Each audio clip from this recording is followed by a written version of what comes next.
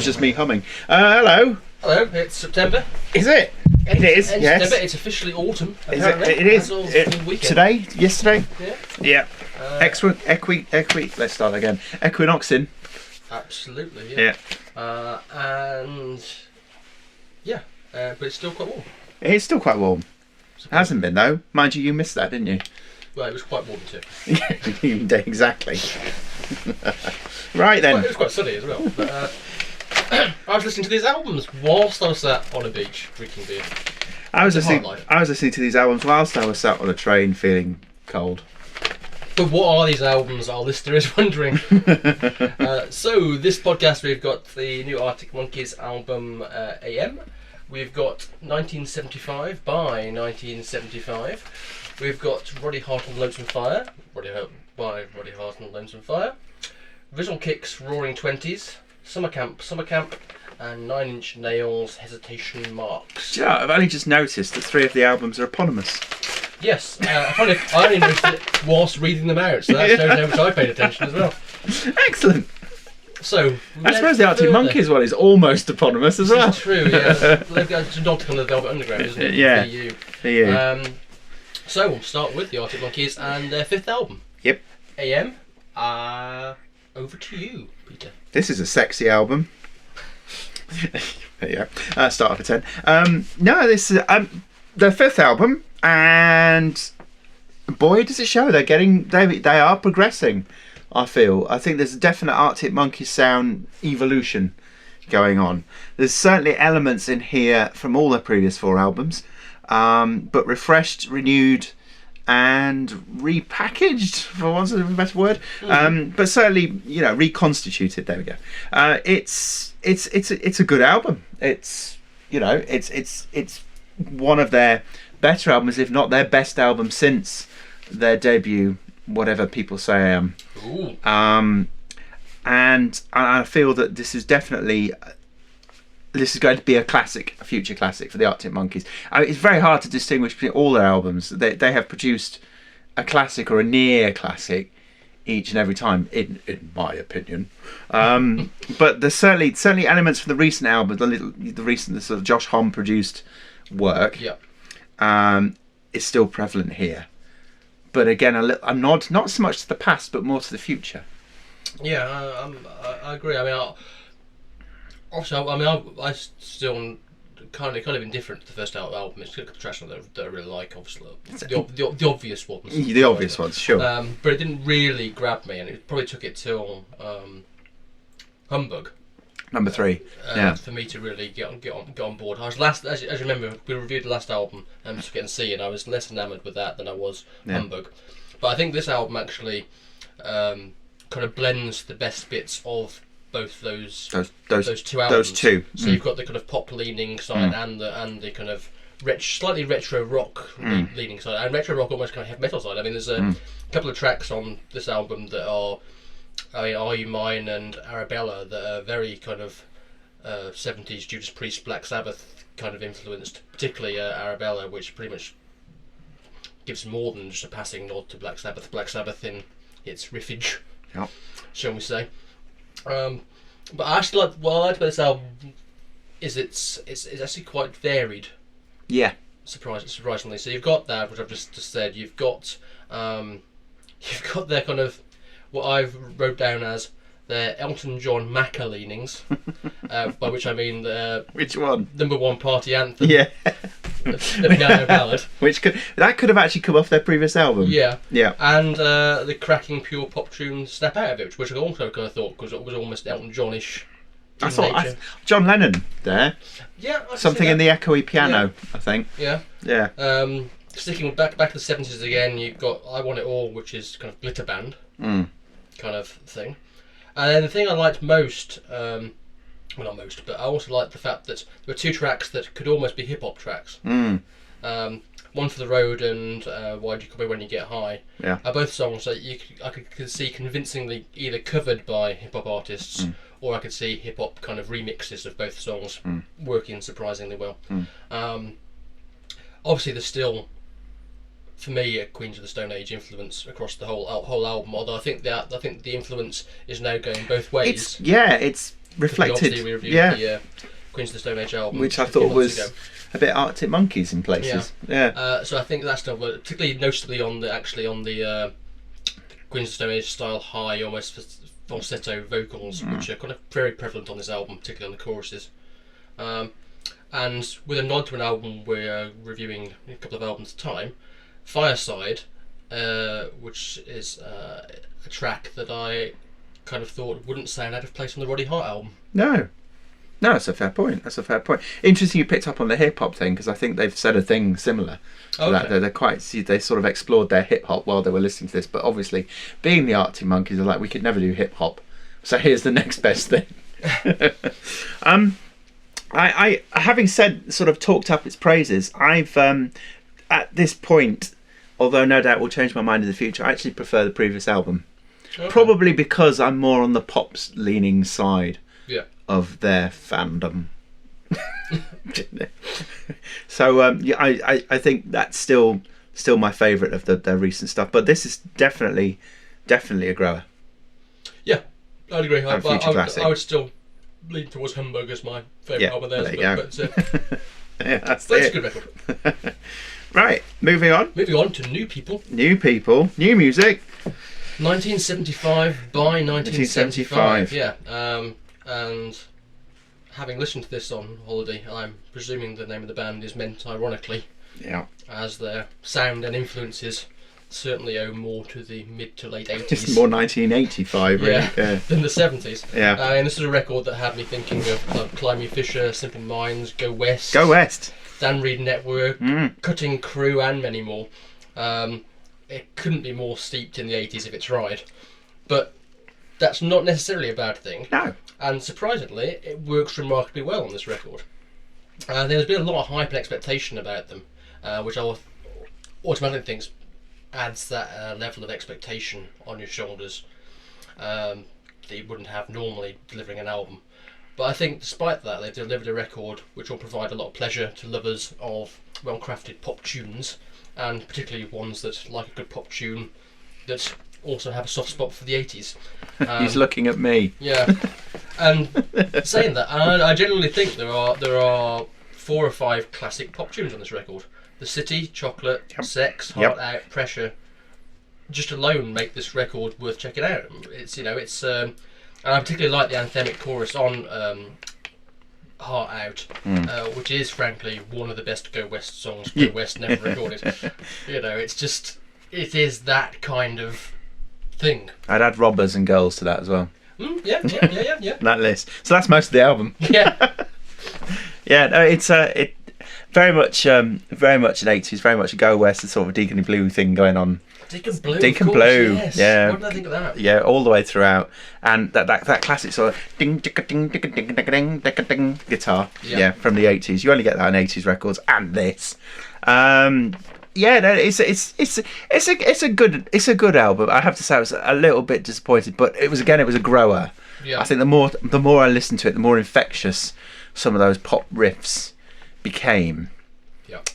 So again, not quite what I expected when I settled down to listen to it, but actually, the more I listened to it, the more I thought, bit of the Yaysayer as well going on. Well, unsurprisingly, thing, but reverted back somehow. It's a good record. I don't see quite where it fits now. It's a difficult one, and also if I was going to criticise it, I would say that the few times I've listened to it right through, that Matthew Healy, I think the vocalist's name is, I find his particular vocal style and the whole kind of production of the way the tracks is done means that some of them kind of merge a bit when you're listening to it, and it sometimes can feel like you're listening to the same song again, and you're not quite sure which song you're in any particular time. When they hear the songs independently, that's not really an issue. But when you're listening to it as an album, there were a couple of times where I was just thinking, which track are we in now? Is this the one that was that one, or are we back to that one? And so that's a slightly kind of thing. Although I will say there is this real surprise at the end of the album with a almost Kate Bush-like piano ballad. That last track. Yeah.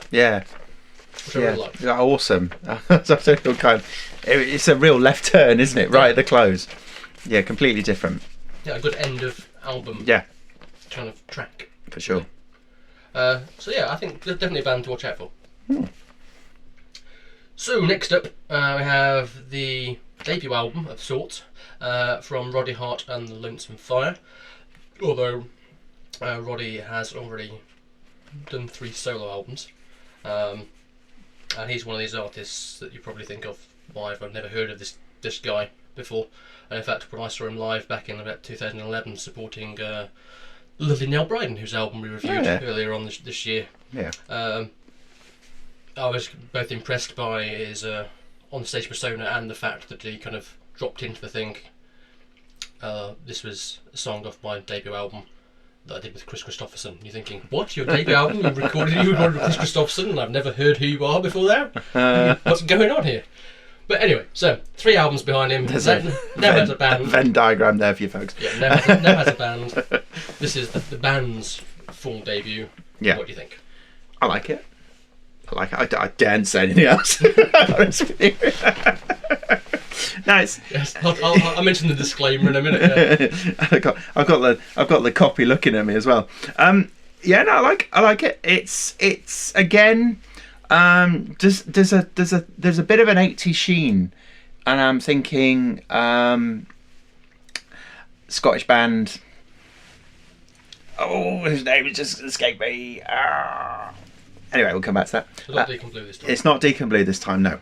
And there's a very much. Not Delamitri. It's not Delamitri. No. Name some more Scottish bands in a moment. It's got that kind of Celtic. I'm going to go with Celtic instead. All right. Okay. A feel to it that runs through some of the tracks, not all.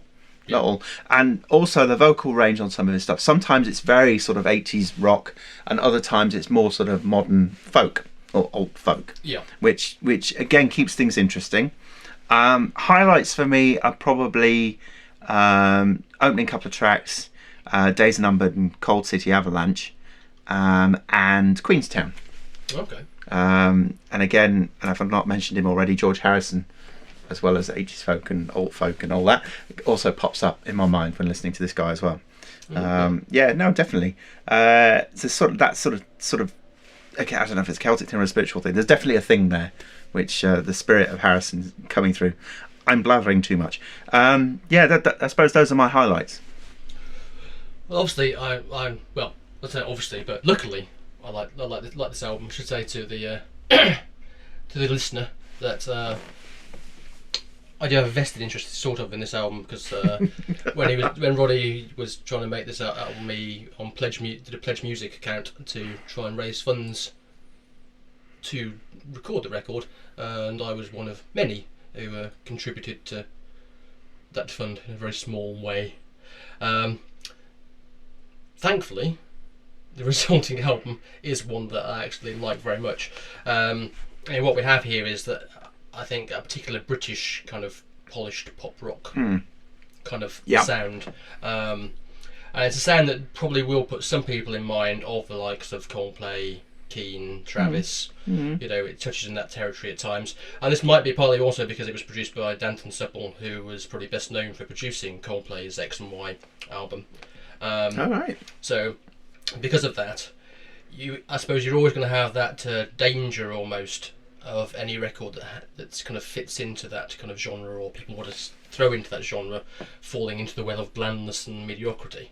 I think this album avoids that on the strength of Hart's songwriting ability. And it's a record that blends big pop rock gems for me, like Days Are Numbered, Cold City Avalanche, Bright Light Fever, which is one of my favourite tracks on the album, and also the video for that, incidentally, features Chris Christopherson. Yeah. And those are kind of balanced with songs that are more reflective of his singer-songwriter roots, I guess. So songs such as High Hopes, Big Jump, which I really, really like, and Tree of Darkness. And on the songwriting thing, there are regular lines in throughout the album that I really, really like.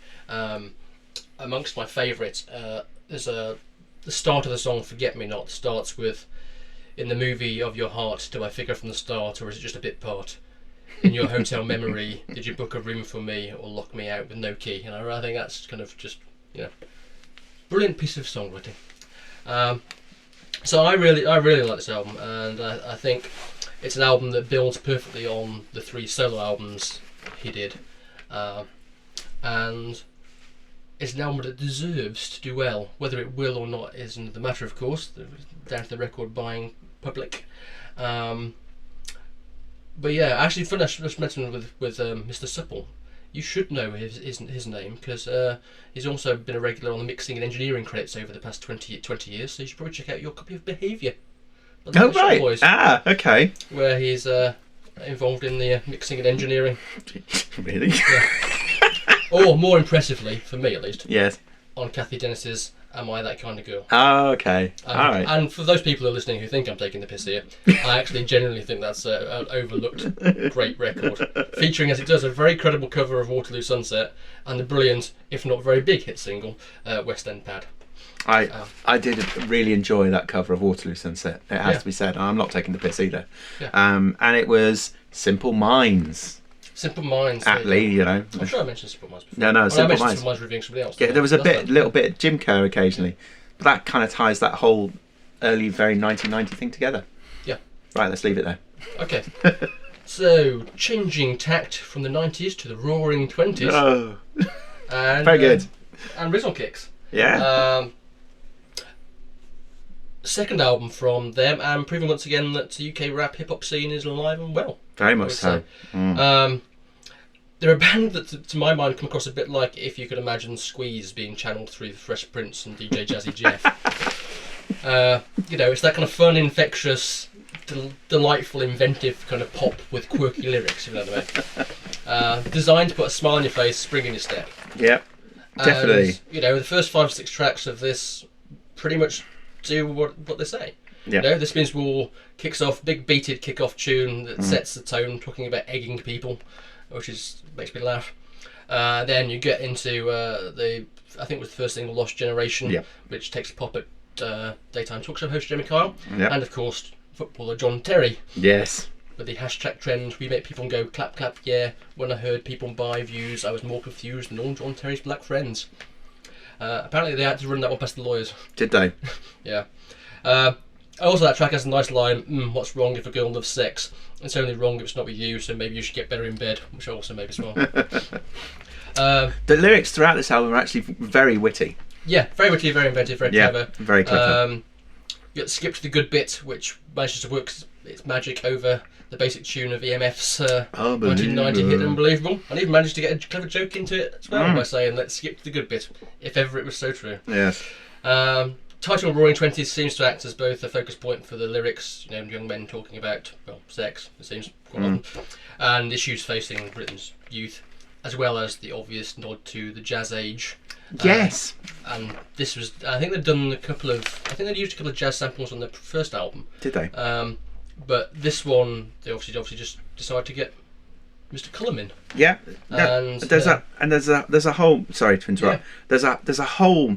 Not only talking about current economic problems facing I was about to say the kids, you know what I mean, today, facing people today, but also juxtaposing that with some sort of references to an interwar time when war was on the horizon, but it wasn't a thing that was designed. And there's a real Evelyn Wars and Bright Young Things thing running through it as well. Right. And I'm listening to this, I was thinking, this is just genius. I mean, it's not only funny and current and political, it's also literature and art, and it's actually really, really well constructed. No, I agree. I said you don't get this with hip hop nowadays. Very, very rarely. This is true, and I think having Jamie Cullum actually kind of contribute to 2 tracks was actually kind of a very clever move as well. So you've actually got kind of newly created music in total, rather than just sampling left, right, and centre. So it's an album that's very poppy. Yeah. In fact, it sounds a bit Lily Allen in places. Forgive it that. Yeah. It's very clever. But I think there seems to be a growing maturity in the lyrics from the couple of tracks I heard off the first album, which means I'm already looking forward to the third album, which I think could take them to that place. Yeah. That place. Yeah. I was impressed. Yeah, no, I'm likewise. And I've a couple of points already, but just to add to that, Dominic West. Yes, speaking like that. Speaking like that. That's brilliant, though. Dominic West. Who would have thought? No, brilliant album. Obviously, Stringer Bell was busy. Obviously, I'm really impressed, and you know, yes, perhaps maybe if we're picking, it maybe sag somewhere in the middle for a track or two. It does. But I actually find that the first 6 tracks or so are brilliant, and I also think the last 6 tracks or so are brilliant as well. And the penultimate track is just beautiful. Yeah, it has that's the second colour one that has the kind of bluesy, soul-y type vibe to it. Yeah. Yeah, I agree. I like that. Yeah, no, really good album. I've really enjoyed listening to this album. I have actually listened to it more than the requisite 3 times. Praise indeed. You heard it here first, Rizzle Kicks.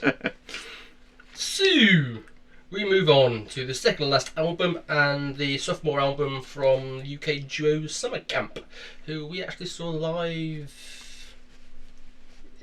about a year ago? Yeah. I'm going to say a bit longer than a year. Yeah. About 18 months ago. Probably 18 months ago, yeah. Scala? Scala, yes. Scala, right.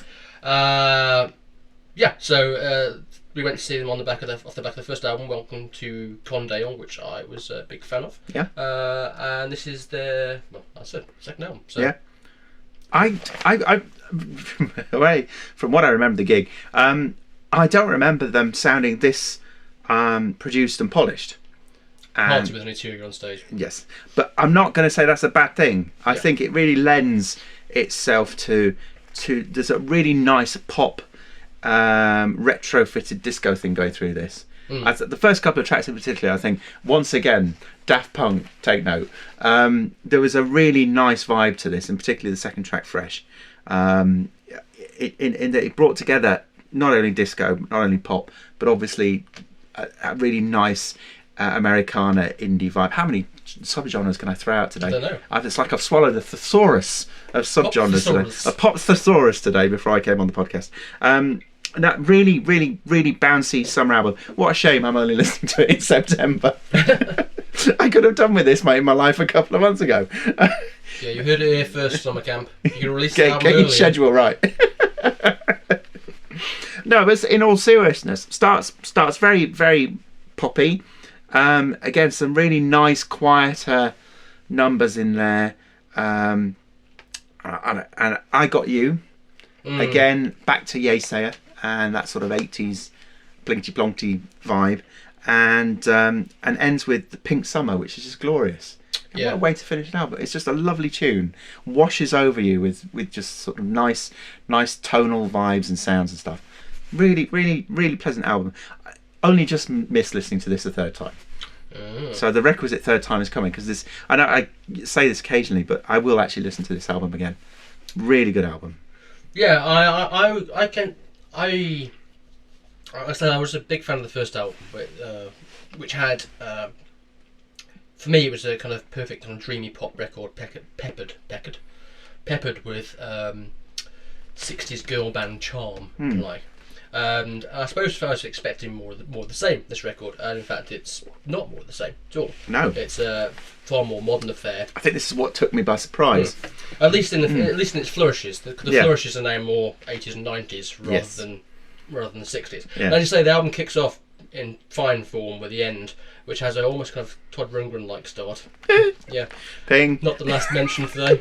And then moves into strong dance pop tune, the likes of which St Etienne would have been proud, frankly, in their heyday. And not last place, the St Etienne would have been proud. There's a couple of other tracks on this album that I think are in that kind of mould, if you like.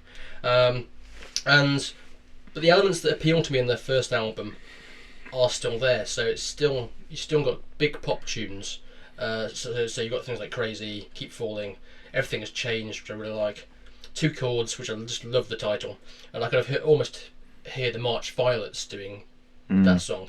It'd be on an 80s film soundtrack. Yeah, but as you say, Pink Summer is just gorgeous. Yeah, gorgeous. So whilst it doesn't have the initial charm for me that Coldale has.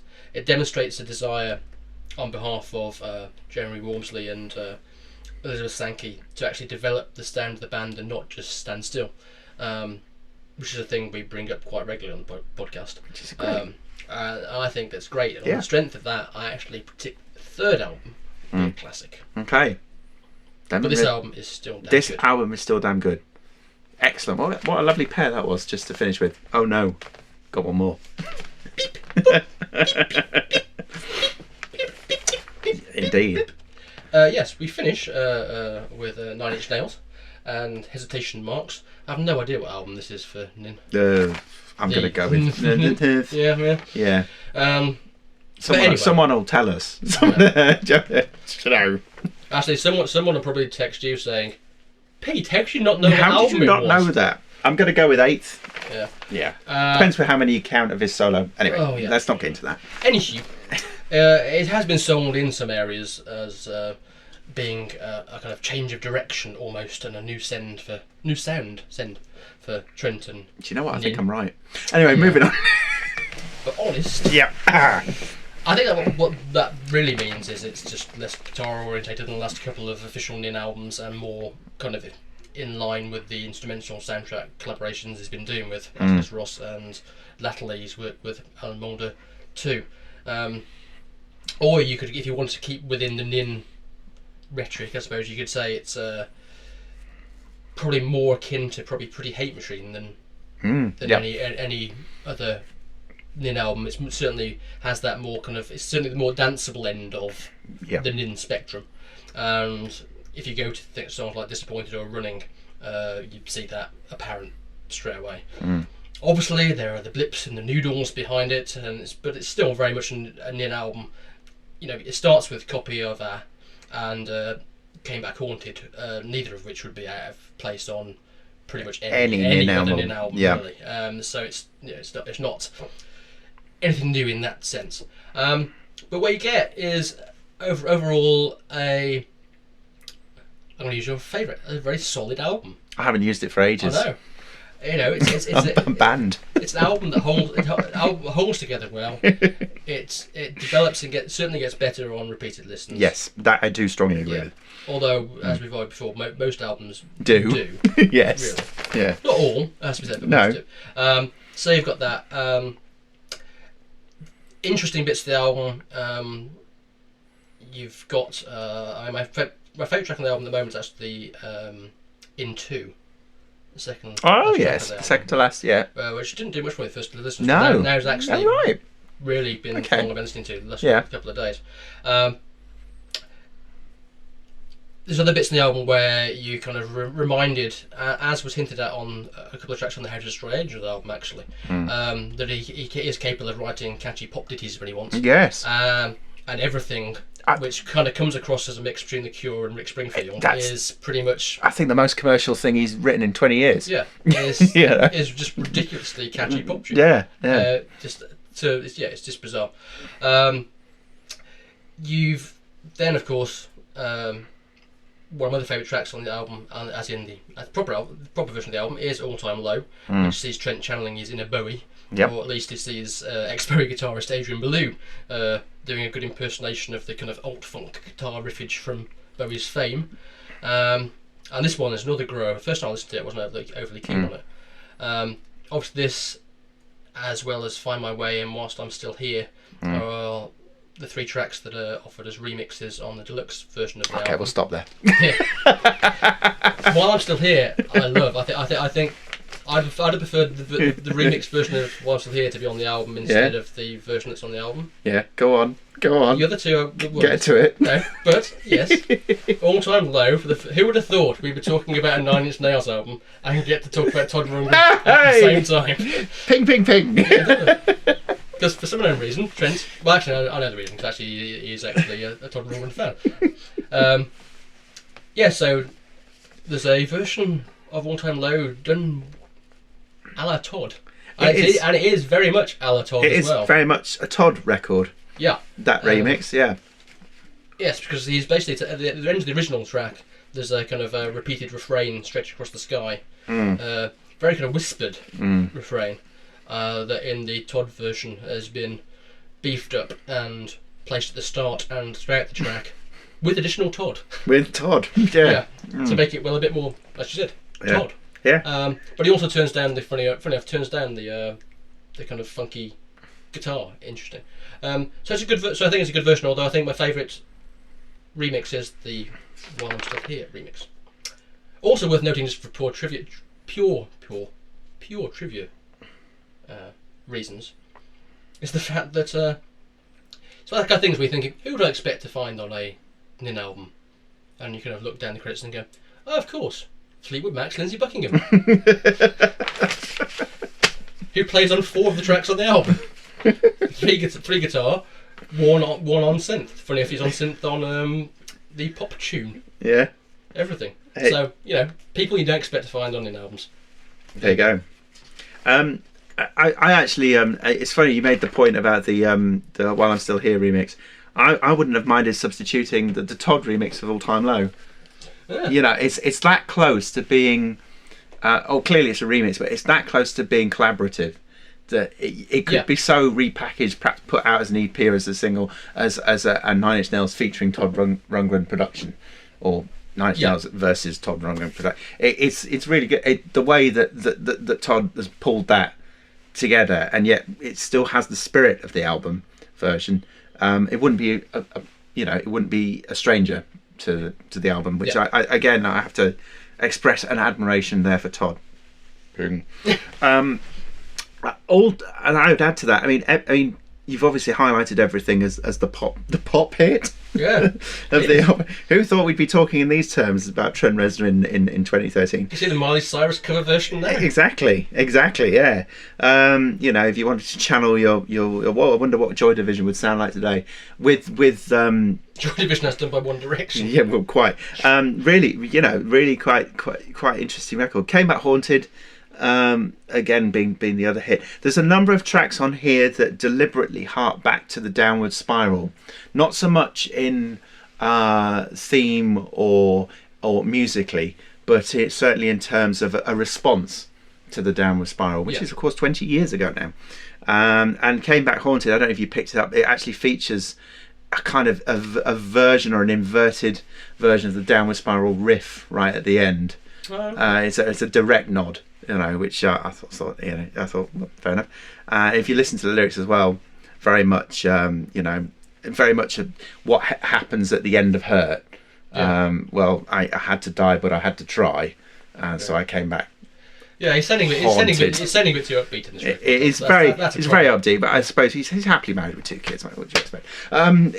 It's not the goth angst of 20 years ago.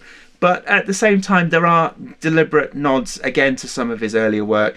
I picked up again the Pretty Hate Machine point. Fair enough. There was one other track where Broken suddenly was unleashed in my mind, which again maybe because of the collaborative nature of this record, maybe because there's so many people working on it, you felt that there were there wasn't just him in the room. And again, those early records, whether it was Broken or whether it was Downward Spiral, there was always 1 or 2 other people in the room, even if he wasn't in the room. So yeah, a very solid album. I wouldn't call it a 9 Inch Nails classic. So I got the solid reference in before you did. Yeah, Rizzle, well done. Not a classic. No, at least not yet. Well, I'll wait and see. And again, fans who've only recently discovered Trent Reznor will appreciate that Atticus Ross is here. The solo stuff is very much referenced in the plinkety plonkety stuff. Yeah. And How to Destroy Angels, of course, as well. So all wrapped up. There you go. 25 years. Hesitation marks 9 Inch Nails. I just thought one other thing. Was it just me, or during Satellite, do you keep just waiting for Pharrell and Justin Timberlake to come in? I suppose so. I hadn't thought of it quite like that. but yeah, there's scope there, isn't there? Yeah. There is scope there. Yeah. Worryingly. I'm watching you. Yeah. Very much. It has that kind of vibe to it. It does. They could kick in there. On that note. Let's leave. But until next time, kiddies. But not disappointed. God bless you.